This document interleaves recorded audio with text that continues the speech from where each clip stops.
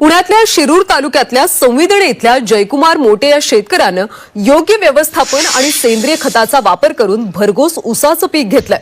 50 गुंठे शेतीमध्ये 146 टन ऊसाचं उत्पादन त्यांनी घेतलंय। ऊसाला सुमारे 60च्या जवळपास कांडेत। एका ऊसाचं वजन जवळपास 6 ते 7 किलो आहे। लागवडीपूर्वी एकरी 4 ट्रॉली शेणखत टाकलं, 2 वेळा ड्रोनद्वारे फवारणी केली, पाण्यातून भारतीय सेंद्रिय खतं दिली। शेवटचे 2 महिने पाणी नव्हतं तरीही सेंद्रिय खतामुळे ऊसाची वाढ पूर्ण झाली। सध्या ऊस इथल्या भीमाशंकर सहकारी साखर कारखान्यात गेला।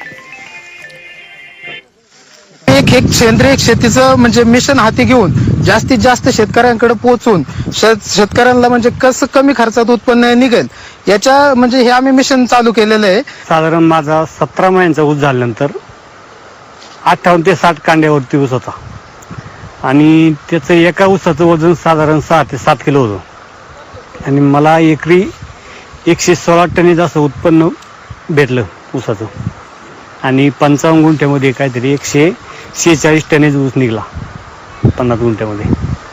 अशा प्रकारे मी व्यवस्थापन केलं व्यवस्थित आणि पीक पण चांगलं आलं।